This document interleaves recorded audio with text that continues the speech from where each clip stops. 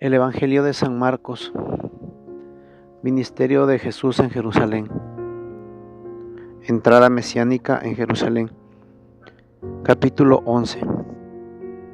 Cuando se aproximaban a Jerusalén, cerca de Betfagé y Betania, al pie del monte de los Olivos, envió a 2 de sus discípulos con encargando: id al pueblo que tenéis enfrente, y no bien hayáis entrado en él, encontraréis a un pollino atado, sobre el que no ha montado todavía ningún hombre.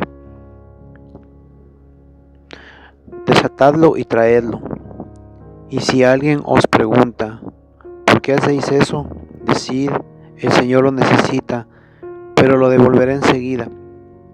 Fueron y encontraron el pollino atado junto a una puerta fuera, en la calle, y lo desataron. Algunos de los que estaban allí les dijeron: ¿qué hacéis desatando el pollino? Ellos le contestaron según les había dicho Jesús, y les dejaron.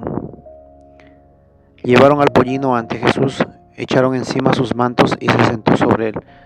Muchos extendieron sus mantos por el camino, otros follajes cortados del campo.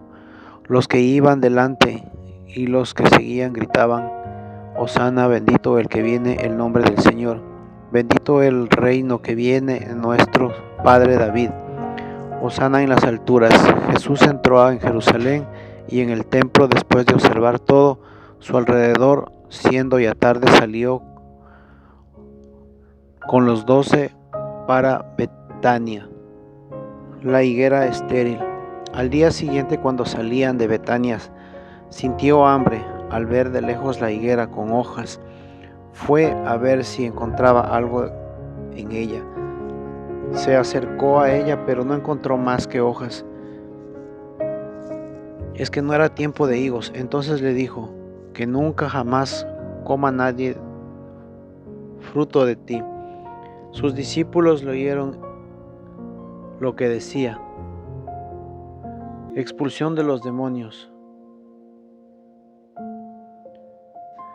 Expulsión de los vendedores del templo. Llegaron a Jerusalén. Una vez allí, entró Jesús en el templo, comenzó a echar fuera a los vendedores y compradores. Volcó las mesas de los cambistas y de los puestos de los vendedores de palomas, y no permitía que nadie transportase cosas por el templo, y les enseñaba diciendo: ¿no está escrito: mi casa será llamada casa de oración para las gentes? Pero vosotros la tenéis hecho una cueva de bandidos. Se enteraron de esto los sumos sacerdotes y los escribas, que acusaban de forma de poder matarlo. Y es que le tenían miedo, pues toda la gente estaba asombrada de su doctrina. Al caer la tarde salió de la ciudad. La higuera seca, fe y oración. Al pasar muy de mañana, vieron la higuera que estaba seca hasta la raíz. Pedro se acordó y le dijo: Rabí, mira, la higuera que maldijiste está seca. Jesús le respondió: tened fe en Dios. Yo os aseguro que quien diga a este monte: quítate y arrójate al mar, sin vacilar en el interior y creyendo que va a suceder lo que dice, lo obtendrá. Por eso os digo que obtendréis todo cuanto pidas en oración, si creéis que yo lo habéis recibido.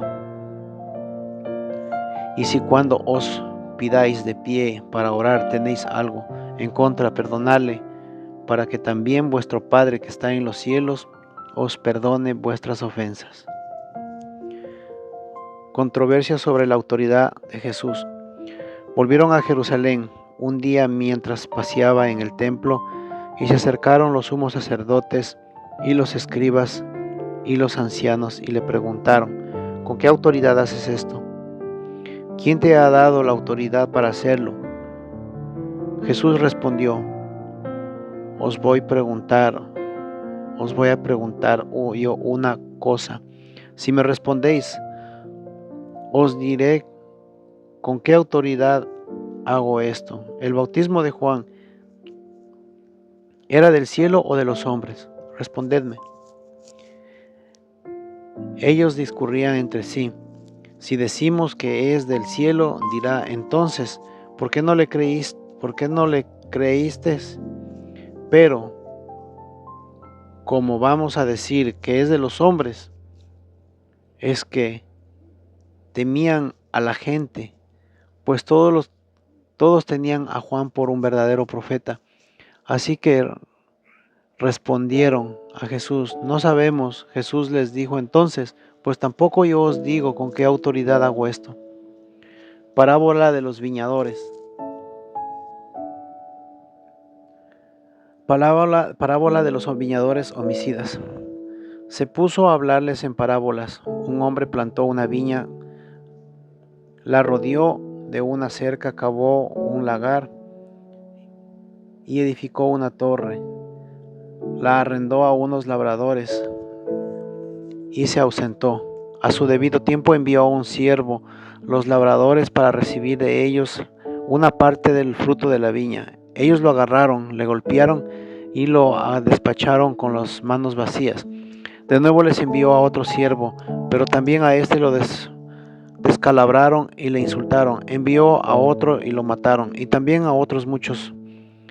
Hirieron a unos, mataron a otros. Todavía le quedaba un hijo querido. Les envió a este último pensando, a mi hijo lo respetarán. Pero aquellos labradores le dijeron entre sí, este es el heredero, vamos a matémosle y será la herencia nuestra. Lo agarraron y lo mataron y lo echaron fuera de la viña. ¿Qué hará el dueño de la viña? Vendrá y dará muerte a los labradores y entregará la viña a otros. ¿No habéis leído la escritura?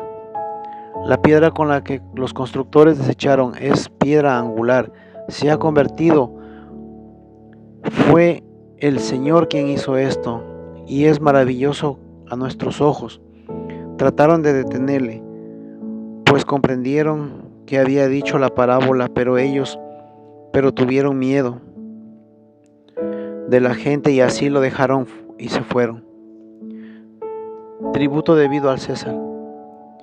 Enviaron entonces donde él a algunos fariseos y herodianos para casarle en alguna palabra, y llegaron y le dijeron, Maestro, sabemos que eres veraz y que no te importa de nadie, porque no miras la condición de las personas, sino que enseñas con franqueza el camino de Dios. ¿Es ilícito pagar el tributo al César o no? ¿Pagamos o dejamos de pagar? Mas él, dándose cuenta de su hipocresía, les dijo, ¿por qué me tentáis? Traedme un denario y lo que vea. Cuando se lo trajeron, les preguntó, ¿de quién es esta imagen y la inscripción? Ellos respondieron, del César. Jesús les dijo entonces, lo del César devolvérselo al César, y lo de Dios a Dios. Y se maravillaban de él. La resurrección de los muertos. Se le acercaron unos saduceos, esos que negaban que hay resurrección, y le preguntaron, Maestro, Moisés nos dejó escrito que si muere alguno y deja viuda a sus hijos, su hermano deberá tomarla a la mujer para dar descendencia al difunto. Pues bien, había 7 hermanos. El primero tomó una mujer, pero murió sin dejar descendencia. También el segundo la tomó y murió, y sin dejar descendencia. Y el tercero lo mismo. Ninguno de los 7 dejó descendencia. Después de todos, murió también la mujer. En la resurrección, cuando resuciten, ¿de cuál de ellos será mujer? Porque los 7 la tuvieron por mujer. Jesús les contestó, ¿no creéis que estáis en un error, precisamente por no entender las Escrituras, ni el poder de Dios? Pues cuanto resuciten entre los muertos, ni ellos tomarán mujer, ni ellos tomarán marido, sino que serán como ángeles en los cielos. Así y acerca de los de los muertos resucitan. ¿No habéis leído en el libro de Moisés, en lo de la zarza, cómo Dios le dijo: yo soy el Dios de Abraham, el Dios de Isaac, el Dios de Jacob? No es un Dios de muertos, sino de vivos. Estás en un gran error. Mandamiento principal.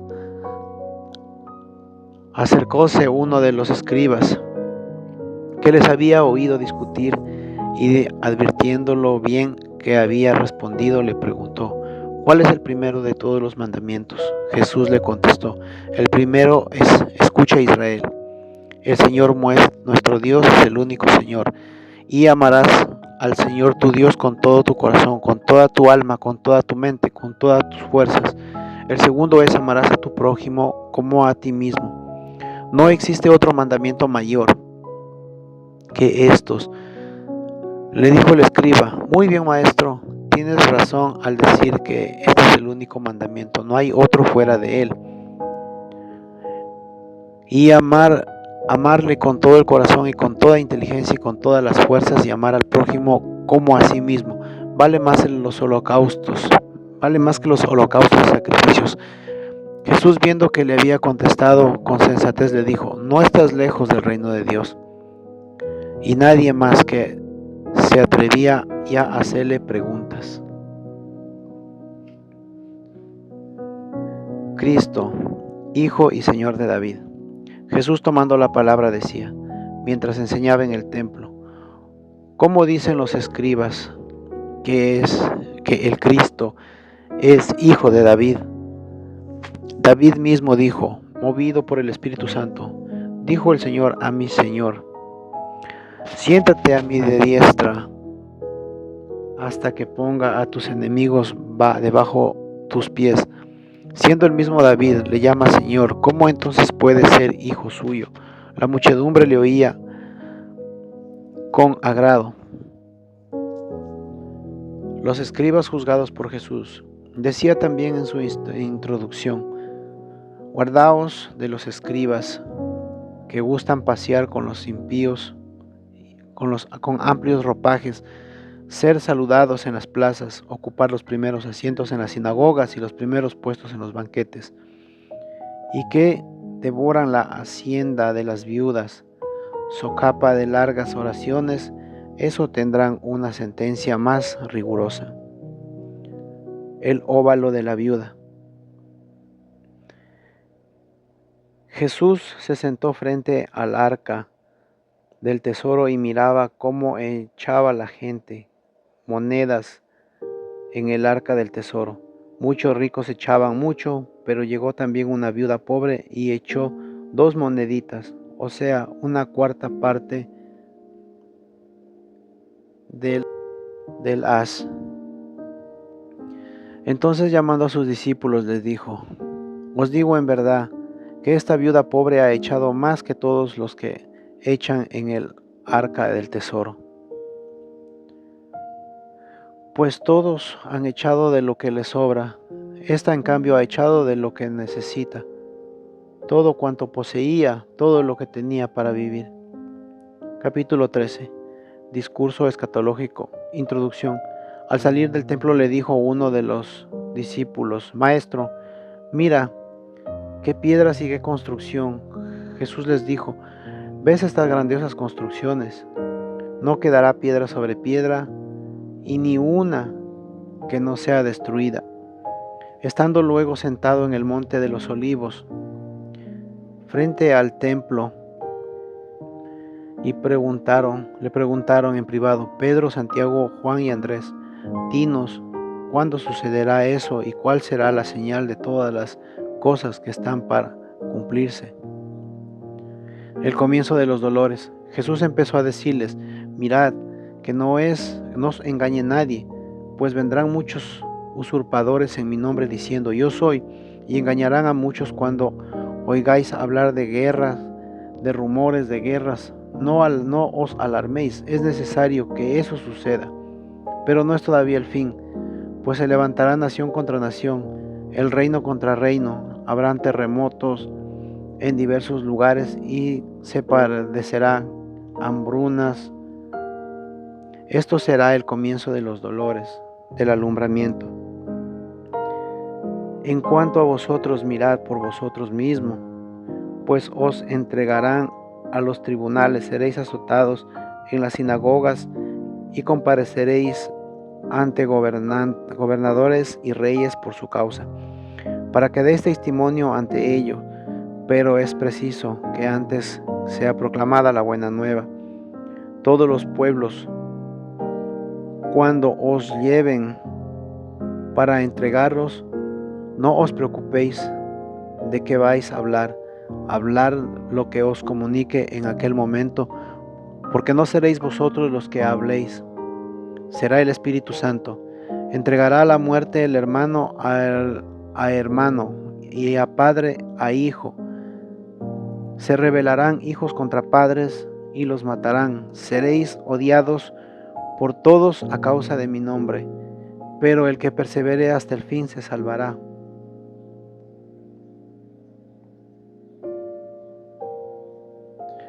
La gran tribulación de Jerusalén.